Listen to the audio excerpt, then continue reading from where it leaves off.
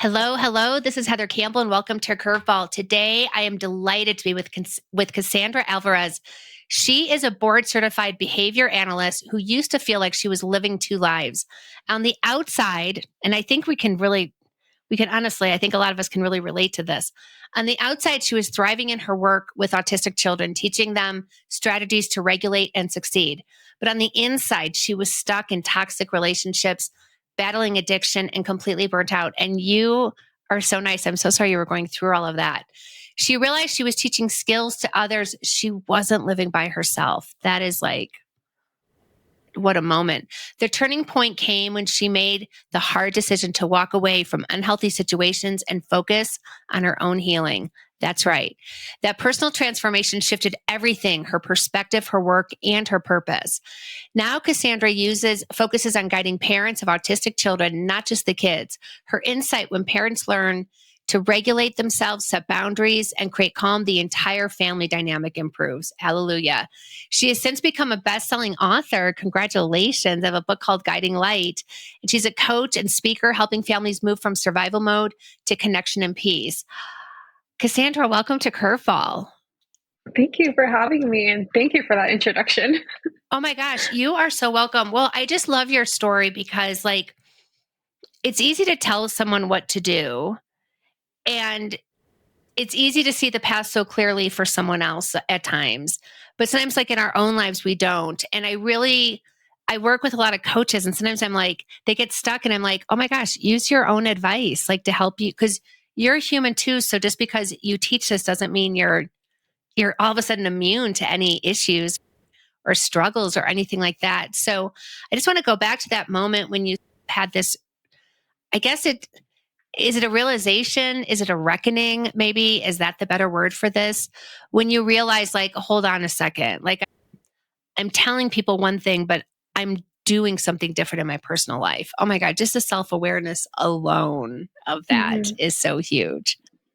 Yeah. Yeah. And it was a series of events, and it didn't happen.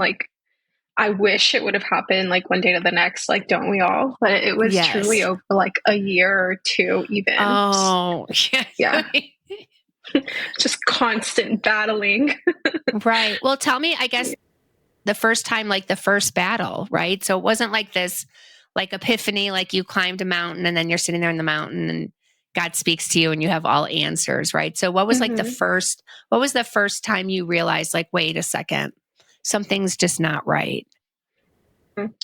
It was actually when maybe 2 years into my having my credential, and I became the credential that I wanted to be and I worked so hard for. And I was always the type of person that just moved up really quickly. And it was the second time that I had done it, just literally the exact same thing. So you get a job, you climb up, you're at the top. Cool. What do you do next? Well, you job hop, right? That's what we think we are supposed to do, or you stay there forever. In my case, I job hopped and I did the exact same thing. And at that point, I was like, I'm at the top. I've done everything I've wanted to do in 2 years. Why am I not happy? Right. Can I ask you used a word called job hop that I have not heard before. So, because I'm an old lady. So what does that mean? Yes. Yeah. Job hop is my definition of it. And I feel like this aligns to a lot of, I'm a millennial. So I'm just turned 30. Happy birthday. You have just entered into your very best decade. I'm super excited. I'm it can only get better. You're young enough to do everything. You look amazing the entire decade. Even if you think I'm getting older, you're not. And then you're old enough to do everything you want to do. So it's just amazing. Yes. Super excited. But yeah, job hop is when, in my definition, of course, is you've done everything you're supposed to do at that job. And the next thing that there is to do is you just go to a different one and you do all the same things. Yes. So it's just getting a different job. Yeah. And either for a different salary, more change in scenery. Yeah. I always worked at companies for a really long time. And I just remember thinking people would leave after 1 or 2 years. And I'd be like, oh my gosh, that's just when you're when you're really starting to make impact because you're really like into the organization. And then you have to just start over. But I know like the starting over and that kind of stuff too is like a really nice big distraction. It's an area of focus. It makes a lot of sense. You can point to it and say, oh, I'm stressed out because I'm starting a new job, or I'm this because I'm starting this new job. Like, that's just so interesting. Okay. So you were just job hopping. Yes. And that second job, you do exactly the same thing. I think this time though, it was a matter of months because they ended up like needing somebody to take over like the position that was, director position. And so they were like, well, you have the experience. And I'm also bilingual in Florida. They look for someone bilingual. Right. And they were like, you'd be perfect for it. So I'm like, okay, cool. Did it. And it was fine for a little bit. I was like, okay, cool. We're doing this again. This is great. More money. But it wasn't doing anything for me. I was, I work with children with autism, right? Like I have to show up to work and love on these kids. Right. And if I'm showing up and I'm just like so miserable, I'm going to be miserable with the children, which thankfully I was able to separate that. But I was not happy. And so that's when I realized like something's going on. But actually, it was a event that kind of forced me out of that because I ended up, the company went through a restructure and they couldn't afford like any of the salaries anymore of any of the directors. And so they sat us down and they pretty much like bashed us. Like, you guys are terrible. You're awful. Nobody likes you. And yeah. And oh I was my like, gosh, that's horrible. Yeah. And I was like, are you sure? Because I get other feedback. They were like, no, everybody hates you. You're horrible. And I was like, okay, cool. Well, if I leave, I don't guarantee that the people will stay. And I said it just like that. And they were like, we don't need you. Like, you're fine. So I left, and maybe like 3 months later, the company actually closed. Like, they bankrupted. It's crazy. Right. But that whole thing like led me to, well, now I have to figure it out. Like, I have to, I can't just get another job, but I don't really want to do that. Yeah, right. Because I was in the mess at that time. And it didn't get better until probably like 2 years after that. But eventually, that's when I realized I'm not happy, even though I'm doing everything that I wanted to do. Right. So then you realize you're not happy. And then, because you come to this point though, that you're like, I'm teaching people this one thing, and like, there seems to be like, there was like this disconnect between what you were teaching and then how you were actually living. So then how did you make the decision to be like, okay, I'm going to focus on myself now? Like, what was the first area? Like, were you like in a weird relationship? Were you like, I don't know, you said, because you told me like that you struggled like with toxic relationships. Yes. And some addiction issues, like when you were completely burnt out. And I can see too, like, I can just tell you're the kind of person who like jumps all in. Like, I can tell just from how your books are color coded and organized in the back, you're a conscientious person. Like, not to psychologically dissect you. I can just tell you seem like that kind of person, right? But you also seem ambitious as well, too. So it's like, because I've interviewed so many people on Curveball where they're like, I attained the thing that I wanted. And then I got there and I'm just like, well, this is, and you look around and other people love it. They're thriving. And you're just like, I thought that was going to be me. And then it's not me. So at what point were you like, okay, like what was the first area internally where you focused first? Like what was the first move you made in a different direction? The first thing I would say is, along all of that happening, all of that was going on at the same time. So I was showing up and having like a face that everything was perfect. And it just really wasn't. Like, I remember I would cry myself to sleep a lot of the times because of all the pain that I was in, just with the environment that I put myself in. But a big thing that I would always tell my families is like, you guys have to do something for yourself. Like, you all have to show up for yourself. And even though I was doing some of those things, I wasn't doing it to the extent that would, if you do it once a month, what good is it doing you? That type of thing. Yeah. Sure. So that's the first part that I started doing, is like doing more for me, in terms of like, I would spend more time by myself. I've always loved like going solo somewhere. So like traveling by myself or eating by myself. I've always loved that, but I started to do it more intentionally, to where I'm spending time by myself. I'm not relying on other people to fulfill me and things like that, because that's where really I feel like in the relationships that I've had, they just didn't benefit me. And so alongside all of that, it put me more in a hole than it did put me out of it. So well, I have a friend, like a friend and client and mentor all in one, which is super cool to be able to have that kind of relationship with someone. But she calls it like, she literally is like, happiness is a habit and you have to tend to it. But you can actually like, and so there's this test, like you can take this quiz and it sort of rates your happiness. It's through this university. And then you go through her program and you rate your happiness again. And like everyone has like an increase. So one of the things that she said is so important to have a date with yourself once a week, just for yourself. So even like if I'm doing something like going to get my nails done, which is something I do anyways, I'm just like, oh no, I'm going to make this like a date for myself. Like I'm going to like get ready for it. And I'm going to do it like something. It's just like anytime I order something from Amazon, I always send myself a gift card. Or if I order something online, I always make it a gift. And I'm like, I'm sending you this dress because you're fabulous. Just to always make myself feel good. That. So, okay. So you said that you had a lot going on at once, the perfect storm, toxic relationship, control. So like walking away from a relationship is hard. Confronting addiction is also hard.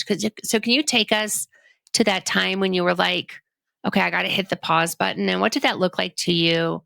And what helped you trust? Like, how did you know? Because I think, because I know what you're thinking. Like, I started my business for reason, but a big reason is because I got fired from my job. And I remember thinking, I have such a dysfunctional relationship with the way that I work. I know I cannot get another job. Like, I just can't go get another job and be like a vice president of marketing someplace else. And so I know that feeling of just like that wisdom. But then at the same time, you're like, but I need to like make money and I got to figure this out. So like, what did that look like for you? For me, it actually was removing myself completely from the environment that I was in. So what ended up happening is I didn't want to get just another job. I wanted to do something more. And so through connections that I had made, I met someone that was they were opening up clinics in different states. And so we connected and they did a lot of diagnosing. So with the children, and I had never done that. I was like, oh, another skill, like that would be so cool. Right. And it ended up being in Georgia. So we went over there and like looked at the location. So I ended up being like a partner in that, but it took me completely leaving the area that I was in. Right. And it was like a perfect thing that ended up happening, even though it was so sad for me because I loved where I lived. But if I hadn't left, I would still be in that and I would still be doing all the things that I was doing. And so, yeah, I left and I moved away. It didn't last long because I didn't like it. I love Florida too much to leave. Right. But I did. And during those 10 months that I was gone, I truly was miserable. But in the time that I was over there, I felt the most peace that I had ever felt. And really? Yes. So like misery and peace can coexist? Absolutely. Because you're miserable. Wow. You're miserable because you're doing all the work that you needed to get done this whole time. Right. And it's hard. It's not easy. It's not. Like, don't you feel like, because my mission this year was to keep things low and slow. And move only in alignment. Like seriously, like I realized like, oh, a lot of times I was doing what I thought was like the right thing, or I was taking advice from people and I wasn't like Mhm. 100% behind it myself. Like it's so interesting. Mm. And you think like, oh, I'm making like all these positive changes and I'm moving in alignment and I'm really listening to my heart and doing all these things. And it's not easy. And sometimes I guess I feel like sometimes like that path to like that enlightenment, I feel like sometimes like it should, like, I feel like you deserve it to be smoother sometimes. Like, but it's Yeah. like anything, change is changey. And even when you're changing in the right direction, I know that there's like a sadness to it too, just because, well, it's sad, too. I get that. Mhm. So like you've spoken about boundaries as a form of healing. So how did you learn to create them that in your own life? So going back to Florida, you tried that. I also give you so much credit because making a move and doing a big move like that, like moving to a different state, a new city, I'm not sure if you like really making something like that happen. I think a lot of people feel like, oh no, like I did this, it's 10 months in, I'm miserable. I really want to go back to Florida. And a lot of people will be Mhm. like, no, you made this decision. You got to stay here and like tough it out. But I love like your willingness just to listen to yourself, to say, you know what, it's 10 months, did it. I know that this is not the answer. So I'm going to go back to where I'm happiest. Like, are you just wired Mhm. that way to have that kind of self awareness and humility? Or did you have to manufacture that? It definitely wasn't always like this. I think I'm definitely more self aware now. I actually feel like I'm way too self aware, and it's that can be hard in itself, like being too self aware because you see everything for what it is and you're not Right. stuck in your head as much, which just can be hard because you're like, oh, I'm doing everything wrong.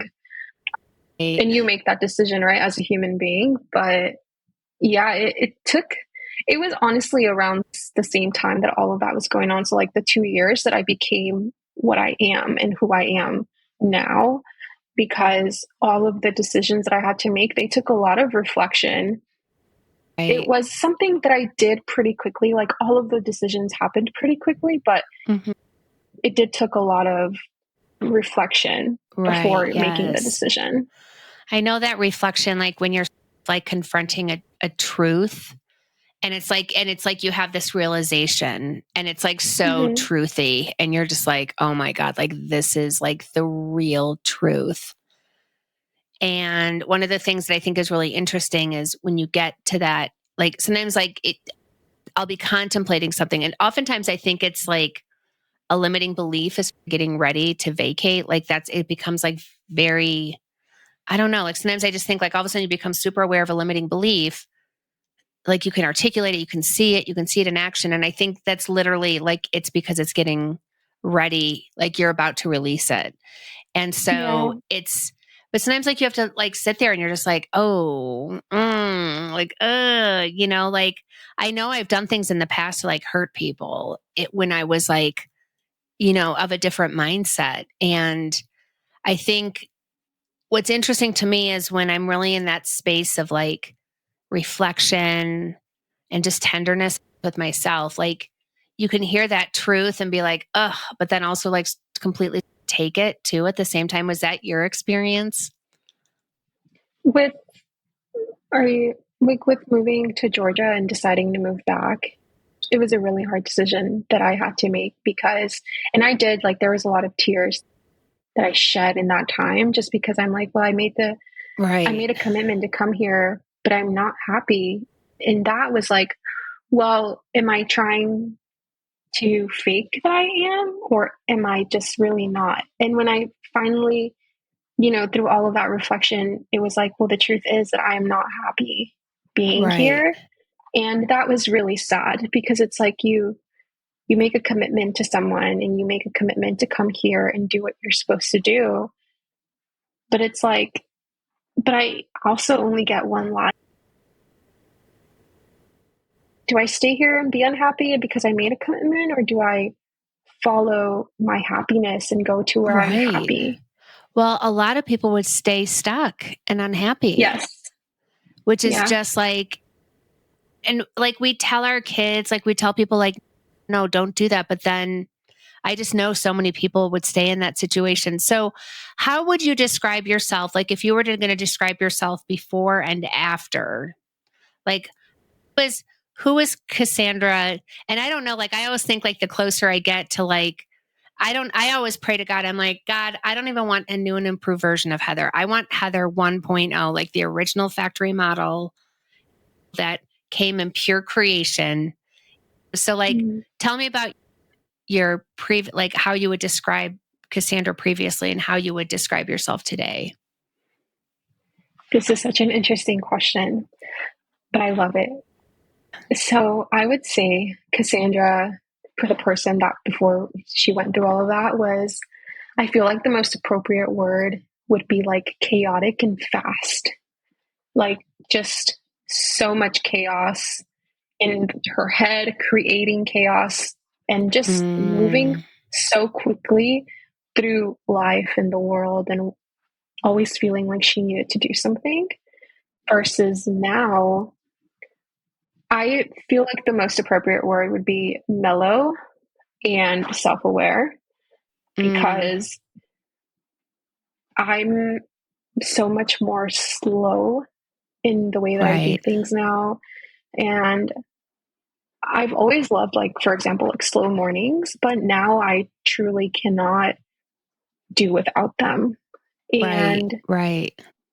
And you become aware, right? Like if you're not doing them or if you're on vacation, for example, and you're not doing that, you know how much it impacts you in a negative way because of who I am now. And it's a complete like 360 completely and just that Where part. do you think my sister's visiting me from Ohio, and we were just talking the other day, like how we have this, like I had to really break myself of this desire to like do things very quickly, to like act somewhat heroically by like bending over backwards to produce things, like commit to timelines that are just completely unreasonable. Like, but like, what do you, I was just reflecting on it. Like, what is that need for speed? Like, what is it that drives that? Because we were both like saying, oh my gosh, we were both totally like that. Like it was so resonant with us that we were just like, why do we, you like, I think because we want to please someone, we want to impress them. We want to like, let them know we take them seriously. Like, I'm so curious. What does that mean? Like moving fast, looking back, like, why do you think it was so important to you at one time? For me, I think it was, I knew the destination that I wanted to go to, and I had that picture in my head of what that looked like. And I wanted to get there as fast as I can and as fast as I could.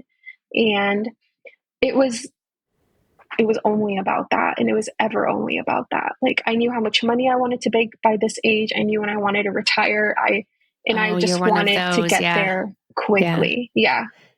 And I didn't care like what I had to do. I just wanted to get there so fast. Oh my gosh. So what are the benefits? Because like last year I had a ruptured brain aneurysm. So I knew like I was going to have brain surgery like in early June. Then I had brain surgery like at the end of July. And so all my like super ambitious entrepreneurial friends were like, oh my God, what are you going to do before your brain surgery? Like, what are you going to launch? And I'm just like, oh my gosh, I have a active brain aneurysm in my brain. Like I'm going to give this girl a rest. And I really felt like making it like being still, like was really my mantra for the summer. And it's like, I thought that was like an act of revolution. So like, how has your life improved? I love hearing, like, I love slow mornings. I do too. I wake up at like 6 a.m. I don't really start my workday until 10 a.m. So I've planned, unplanned time. And that's like my favorite time. I can do whatever I want. And there are no I love those mornings. I used to be have like, the same exact oh my God, routine. get up. Like start at 10. Get up. Do your morning routine, like do your morning meditation, like like I would like have this thing. And then I'm just like, nope, I'm just not going to do any of that. Like, I'm just going to take it easy. I love that. Oh, I love that you have the same thing. That's awesome. Yeah. Yes, exactly the same. What was your question? I didn't catch that. Oh, the question is like, what are some of like the benefits to you? Like, what are some of the good things that have happened to you since you've decided to go slow? You've talked about God a lot in this podcast, and I really appreciate that. It actually was, I think if I hadn't, I've always known God and believed in God, but I feel like if I hadn't gone through all of that and lived my life as quick as I had, I wouldn't have actually discovered and started to read the Bible in itself. And Oh, really? with reading that, yeah, I'd never read the Bible until like all of this happened. And you Did you start just feel called? to, Like you were just like, I feel like I got to read the Bible? yes. Did you And I have one? Did listened you have to go out and like buy one? Or like, how did you procure your Bible? Like, where did it come through from? the Bible app is Oh, where I okay. started. I didn't Oh, have one actually until this year, actually. really? Yeah. That must have Mhm. been super cool then to go and buy it. I was really excited because I wanted a specific one that I like understood, because if you like, for me, if you buy like the King James version, I don't understand anything.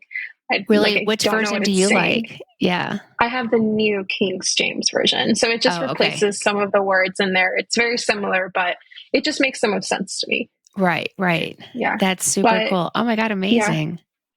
but it really was just, you read the Bible and you see the mistakes that they made, and then you see Jesus come. And Mm, for me now, it's like, well, how can I live my life as similar to the way that Jesus lived his? right, And just doing good on this earth and living that way. And so that truly is how now is I want to live my life, because right, I just feel like there's no other way for me. It's doing everything that I do in my career and all of that. And I don't know, I just want to I help get it. people and Right, serve and be kind and be there. right. It just, I do it's such really a think like, beautiful what thing. would Jesus do is a great question to ask because Yeah.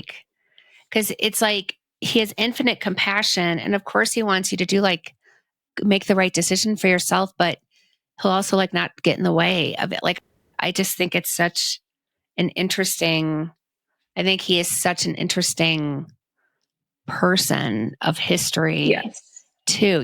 Like I guess I read the book The Course in Miracles, and that was because I was raised Catholic, and it was just like Mm. you're born like God's disappointed in you. You're born a sinner. Like you're not clean until you get baptized. It's like they're just like a lot of rules, but basically the message I always got was you're just a huge disappointment to God. So I did not view God as a loving God. And I remember the day like the day before I got fired was my very first therapy appointment ever.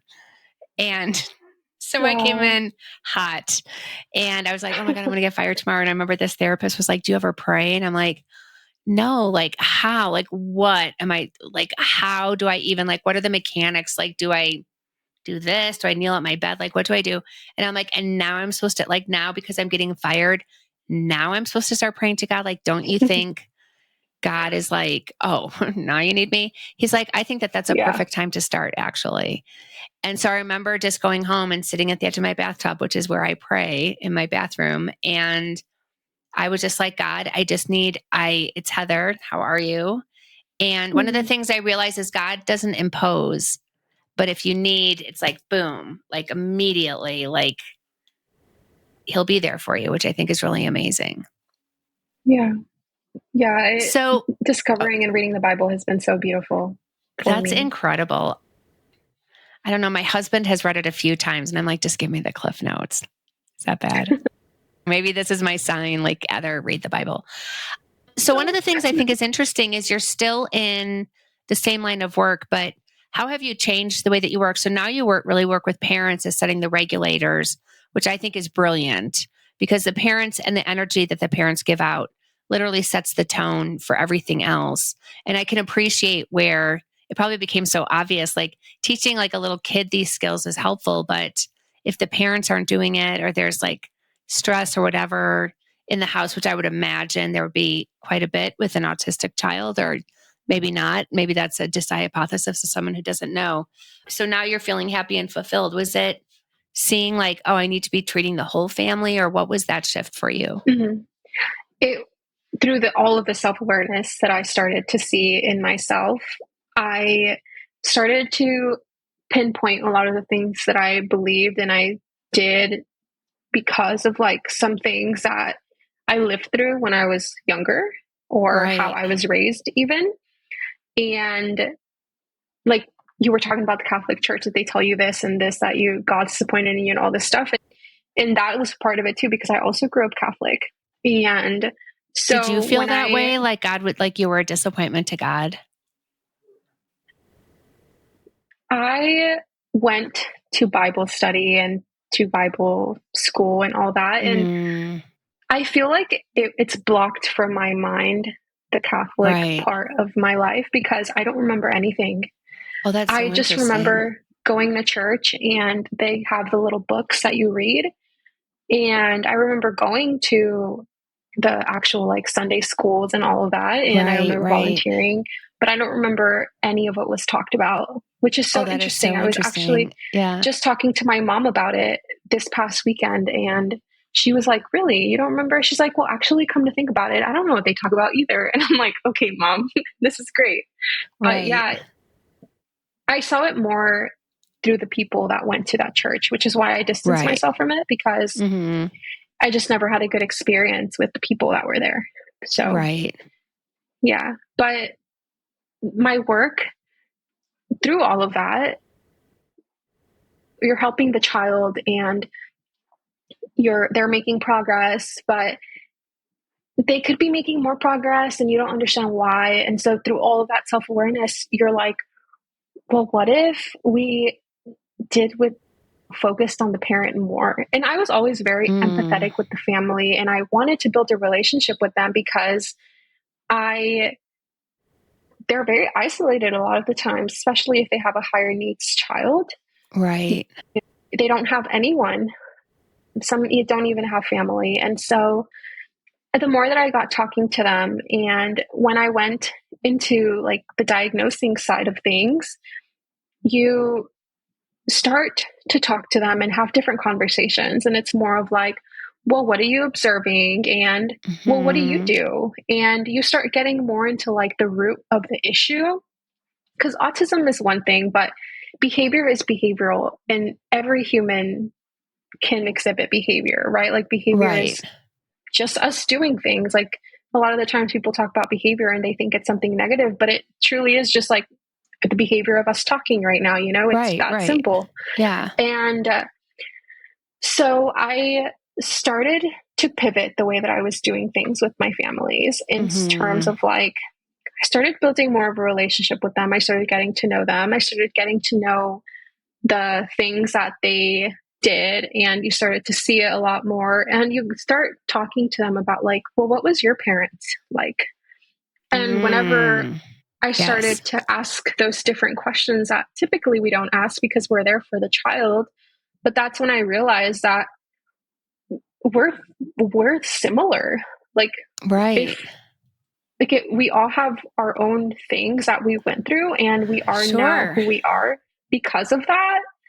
And because they're so into like helping their child, they forget about all of that. And so Right. I see it as a very, like, helping the child only, I see it as a very reactive form of therapy Sure. Right. versus you start with the parent and you help the parent, and you can do it alongside, right? Right.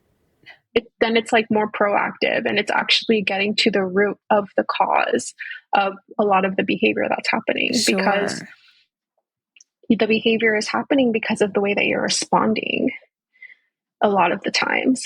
Right. And whenever I started to see that, it something like clicked, and I was like, I could do something here, and I can make way more of an impact than just working with the few families that I could, Right. working with just the children.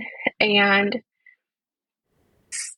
it's been truly so fulfilling because you're getting to impact more families. More people are becoming self aware, almost like encouraged to heal. Right. And there's autism is the number of diagnoses that are happening now. It's alarming. It's insane. Yeah. And Yeah. so imagine like more and more families just having children and they are autistic and they haven't worked on healing. So it just turns into a big thing that I was like, whoa, this is something else. And so that's when I started to pivot the way that I was doing things. That is super cool. So if people are interested in working with you or learning more about you, how can they connect with you? If someone's sitting here thinking, wow, I'm a parent of an autistic child and I want to be worked on by someone, how can someone connect with you and work with you? They can contact me on Instagram. So my Instagram username is promptpath. So PROMPTPATH. And that's probably the best way. I do have a website, but they can contact me, but on there, and they have my email address on there. It's like displayed, but on social media, you can see who I am without just going through my website. So send me a message if you want to. If not, just follow me and I'll talk to you while you follow me. And yeah, I think that's the best way.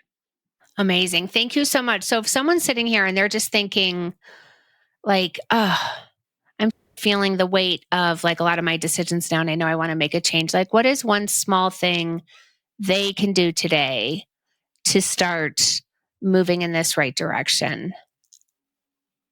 I would say find one thing that you can start doing today. So like for me, a really big thing that I integrated, I actually encourage a lot of my families to do, is to go for walks. So do one thing that really you say like, this feels good. This makes me happy. This helps me calm down. And especially if you have children, like it also benefits them. So something that you can all work together, and it can look like a walk. It can look like maybe playing the same song every day. It can look like you guys sitting together and just having a snack. It can look like maybe you cuddling on the couch a little bit before you get going, or them whenever they come back from school.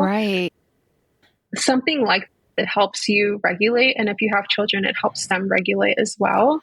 Yeah, because like in the moment of like stress, like I just know nothing. It's like the glass is completely full to the brim, and you're trying to put like, I think it's always interesting when parents try to reason with their kids, like when it's just like the height of emotion. I'm like, no, everyone has got to calm down and the wise adults need to come out. But it's so interesting because I think sometimes like we get triggered. I didn't really understand triggers until I did like trauma therapy, honestly. Like I just always thought like, well, I'm super emotional. I'm just a really emotional person. There are people who've had it way worse than I have. So like in the whole scheme of things, like my life is fine. And what I realize is that every single person has trauma, even people who have the most idyllic, intact family, parents who love each other, no financial concerns. You know what I mean? Like that person has trauma too, you know? And so I just think it's like, and then with parenting, it's just like, you're just expected to sort of through osmosis, know it. And I just think it's so helpful, the kind of resources. Like when I was having kids, it was like what to expect. So my daughter's just a year younger than you. So it's like, there was just the beginning stages of like having more awareness of showing up as a parent and how a parent really affects like the children's behavior. That was just not a thing. Like, it's just so interesting. I'm a child of the 70s where our parents were like, do you need something? Like, oh, no. Everything is a reprimand. Yeah. Yeah, seriously. It has been such a pleasure to chat with you. Thank you so much for saying yes to Curveball. I just am so proud of the work you've done on yourself and really the way that you're helping families. That's amazing. I appreciate it. Thank you so much for having me.